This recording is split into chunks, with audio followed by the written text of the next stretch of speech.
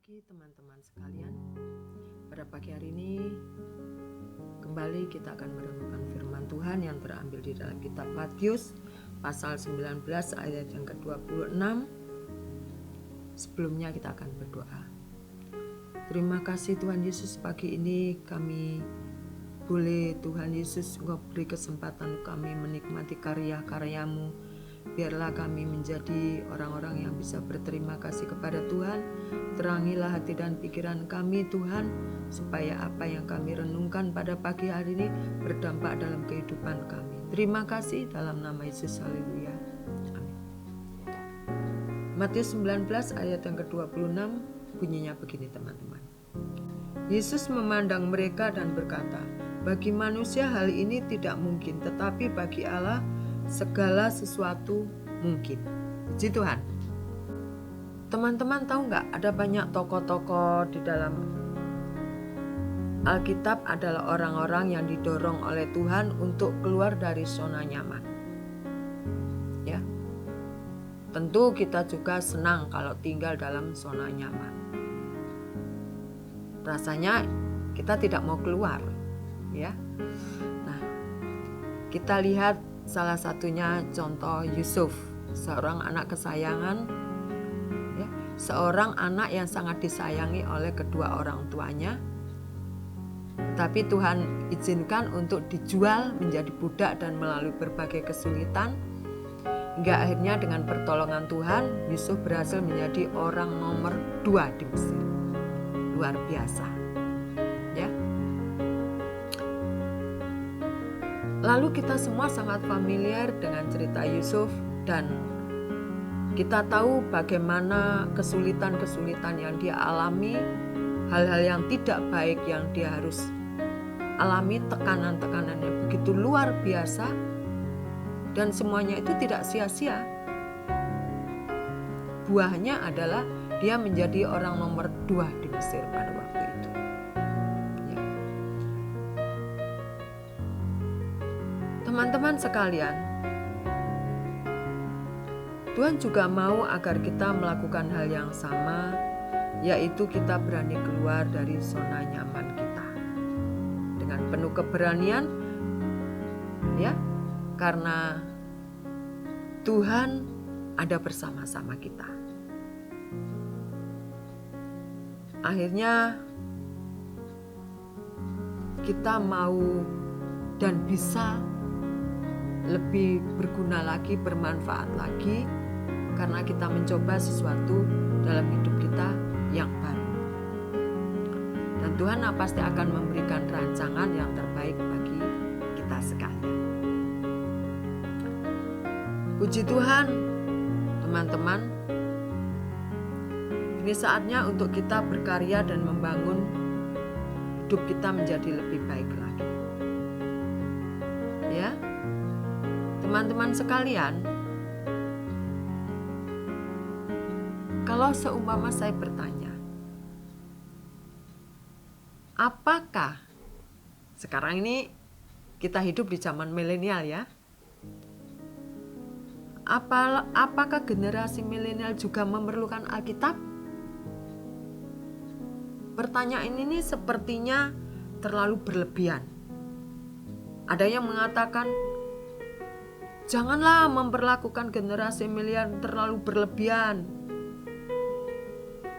Ya tentu saja mereka memerlukan firman Tuhan. Benar nggak teman-teman? Setuju kan jawaban itu? Oh, itu tidak masalah.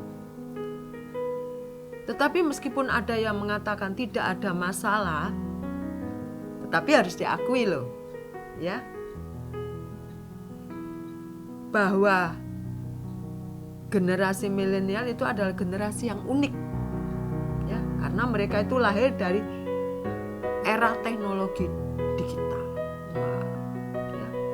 Sekarang handphone, Facebook, IG, apalagi itu namanya. Ya, saya saja terpaksa harus punya IG.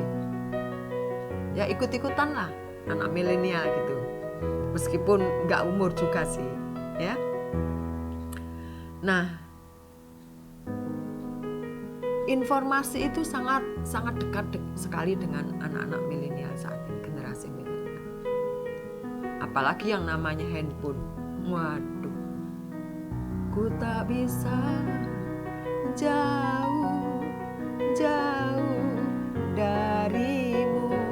Wah, ya, bukan ku tak bisa jauh dari Tuhan, tapi ku tak bisa jauh dari handphone. Nah, inilah ya. Sobat muda yang dikasihi oleh Tuhan,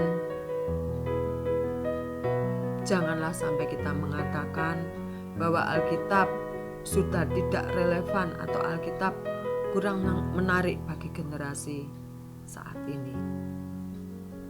Ya.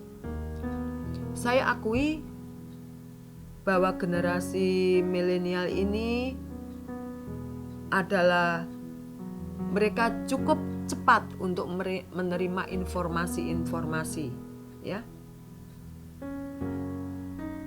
Mereka bisa mendownload apa saja yang itu merupakan hal-hal yang positif, ya. Dalam mereka sekolah, mereka bisa juga, anak muda sekarang milenial itu bisa online jualan, GoFood, ya. Lalu bisa jadi fotografer, ya. Bisa TikTok, selfie sendiri lalu ditaruh di TikTok atau apalah itu, ya. Nah, tetapi kelebihan dan kekurangan itu selalu ada, teman-teman. Ya. Seorang pemuda milenial juga dapat membahas mengenai pekerjaan sambil mencatat presentasi dan membalas email dalam waktu yang bersamaan juga. Hebat. Tetapi seperti tadi saya katakan, di samping kelebihan tentu ada kekurangannya. Ya. Berlimpahnya fasilitas teknologi, komunikasi dan informasi telah mengakibatkan generasi milenial menjadi kurang fokus.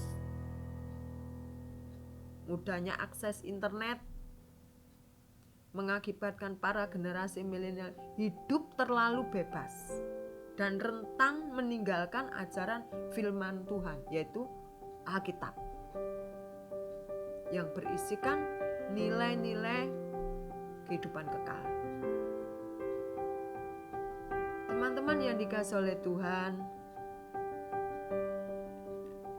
Allah menghendaki setiap generasi merindukan firman-Nya. Mazmur 119 ayat 9 mengatakan, dengan apakah seorang muda mempertahankan kelakuannya yang bersih? Dengan menjaganya sesuai dengan firman Tuhan.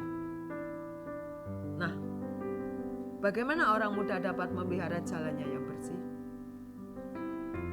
Teman-teman yang dikasihi oleh Tuhan, mari bersama-sama menjadi generasi milenial yang berdampak positif. Dengan era teknologi yang semakin canggih saat ini, itu kemudian generasi saat ini ada kekurangannya seperti tadi kita bahas bersama-sama. Mari kekurangannya itu kita terobos, mari kekurangannya itu kita benahi, yaitu tetap hidup dalam firman Tuhan, tetap memperlakukan firman Tuhan dengan baik, dan tetap kita menjaga hidup kita sesuai dengan firman Tuhan.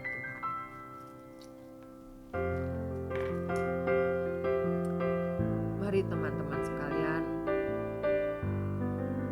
kita pergunakan masa muda kita bagi kemuliaan Tuhan, supaya hidup kita bermanfaat selagi kita bisa menjadi berkat dan memberkati orang lain dengan apa yang kita bisa lakukan. Generasi milenial, yes, melakukan firman Tuhan, yes, yes, yes. Hidupku hanyalah untukmu, segenap hatiku kagumkan kebaikan. nafasku menceritakan kasih-Mu. Wajar ku berdiam dekat di hati-Mu.